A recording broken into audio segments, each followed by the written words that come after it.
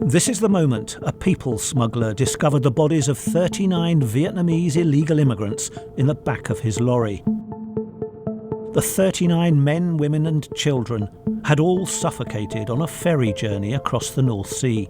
There's immigrants in the back, but they're all lying on the ground. This is serious and organised crime and has resulted in the loss, on this case, of 39 lives. I can confirm we have officers working around the clock and we have now arrested a fourth person. They had been locked inside a sealed container with no fresh air for at least 12 hours. Jurors were told of a smuggling network that cashed in on migrants desperate to reach the UK. In fact, we know that two very similar journeys had been completed in the days before. So why did this particular journey end in tragedy for the 39 migrants? And who's to blame for their deaths?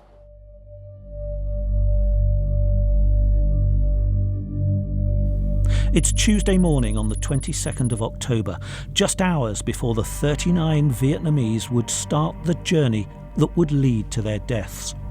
Some of the victims are in Paris at this point, others in Brussels. Most had travelled separately from Vietnam months earlier, motivated by difficult economic conditions back home. Some borrowed thousands of pounds from their families to get there and told relatives they were taking a VIP trip to England to find work. That will be the primary goal, to come to the UK, to work hard, to send money home and then return back to Vietnam. It's generally not just an individual decision, it's a decision that will be made in consultation with the entire family. It's a project that takes many months to plan, to organise, securing the funds. Migrants have to be determined to do this. 26-year-old Pham Thay Tar Mi was hoping to reach the UK to work in the beauty industry. She had planned to send money home to her family to pay off their debts and fix up their house. Her parents borrowed money to pay for her trip by mortgaging their land. Thế nào cả thì cũng cán hắn, cũng nói là con như cũng có tuổi rồi, thì ở nhà mà lấy chồng, chứ đừng có đi là gian khổ, con gái gian khổ vất vả. Nhưng mà hắn thì em nói là giờ con mang đi thì không thể cứu vãn được cái tình thể là như bố mẹ đang nhiều. Mi left her home province of Ha Tin on the 3rd of October 2019, travelling by bus to Hanoi and then by car to China. From China, Mi then flew to France, where the smugglers had arranged to pick up the migrants. At 9:27 a.m. on the 22nd of October, 3 taxis pulled into the Chemin Nuld Strata in Bienne. Then at 10:19 a.m, Eamon Harrison pulled into the same spot and got out for 9 minutes. This is when the migrants are believed to have climbed into the back of his lorry. Harrison said he'd been told to hide inside his cab with the curtains closed. Police don't know if all the victims were picked up at this point, but at least 4 taxis dropped off some of them. Eamon Harrison was a driver for a haulage company. The company did legitimate work. It collected and delivered food and drink, but at other times it made tens of thousands of pounds by smuggling illegal immigrants into the UK. Haulage boss Ronan Hughes was the ringleader of the smuggling operation, and Harrison had been in contact with him that morning. At 11:30 a.m, Harrison drove his lorry from the French border into Belgium. The temperature in the trailer had now reached 21 degrees centigrade and would continue to rise throughout the journey.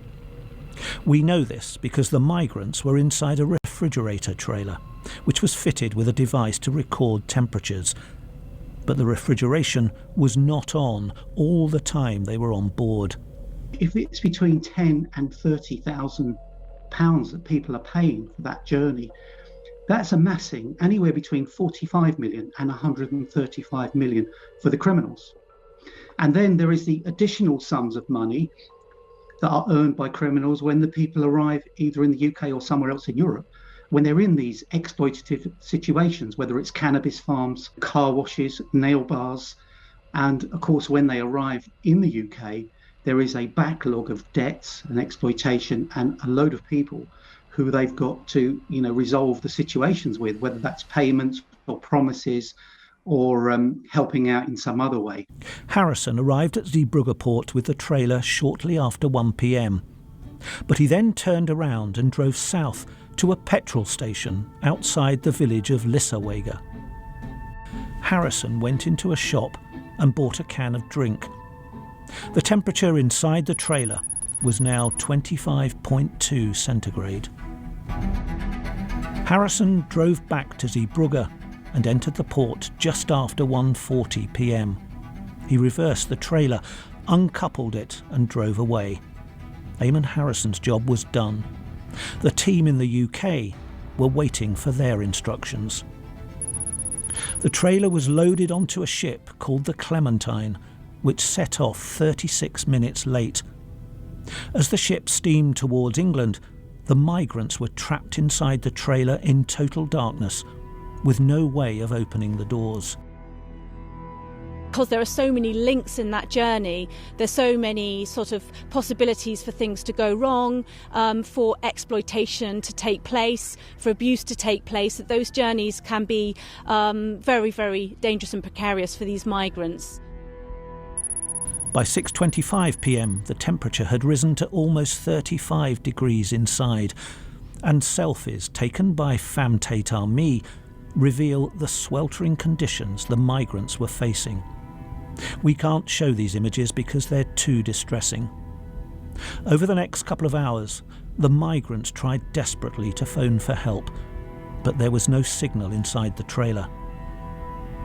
One of the victims dialed 113, the number for the emergency services in Vietnam, but the call didn't go through. Femmes Tate Armee tried to make phone calls at 7:01, 7:02, 7:03 and 7:04 p.m, but none of them was successful. Meanwhile, in Essex, those awaiting the lorry trailer's arrival in England were making their plans. Ronan Hughes had sent Maurice Robinson, the lorry driver on the English side, a message with further details.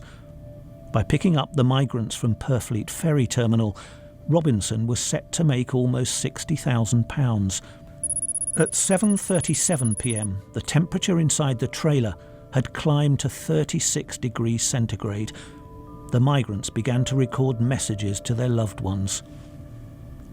"I'm sorry, I can't take care of you. I'm sorry, I cannot breathe," said Nguyen Ta Tong. "I cannot breathe. I'm sorry, I have to go now," said Nguyen Dun Loong. 2 minutes later, the same victim said, "I'm sorry, it's all my fault." The temperature was still rising, and by 9:02 p.m, it had reached 38 degrees centigrade. Nhắn từng đó thì mẹ tưởng là đi xe hoặc đi tàu đi chật chội khó thở đi nghẹt đấy. Mẹ mới nói con chịu khó tí chứ mẹ không biết cái sự việc nó rửa. Between 10 and 10:30 p.m, the carbon dioxide in the trailer is thought to have reached a toxic threshold. So many migrants could no longer survive in the airtight container. They would have suffocated shortly after. The Clementine arrived at Purfleet just after midnight.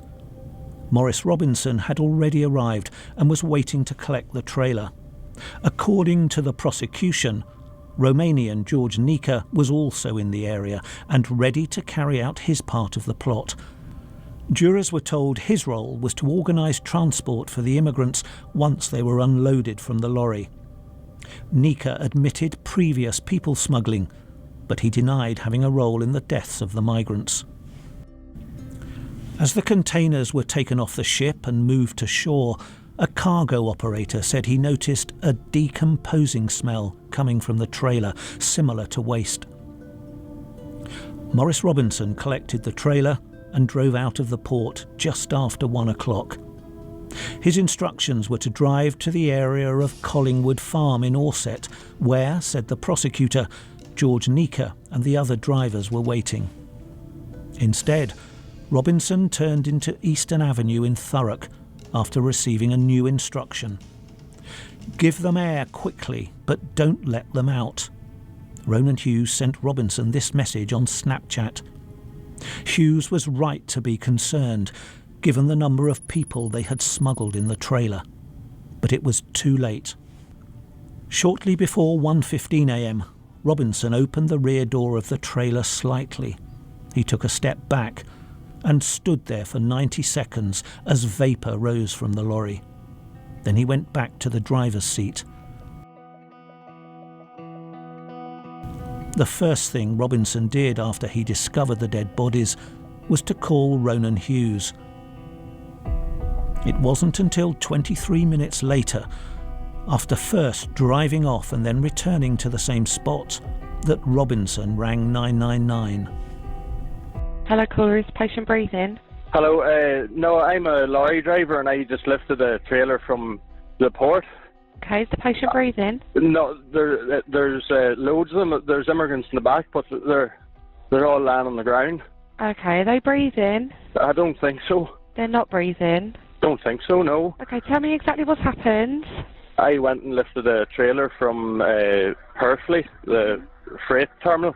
Yeah. And I got round to where I was going to park up for the night. Yeah. And I heard the noise in the back, and I opened the door, and there's a bunch of them lying. How many approximately? The trailer's jammed. I don't know. Tell me approximately how many patients? 25. 25 patients not breathing. Yeah. When police arrived at the scene at 1:50 a.m, one of the trailer doors was open, and officers could see numerous half-naked bodies on the floor. They were motionless, close to one another. Some were frothing at the mouth.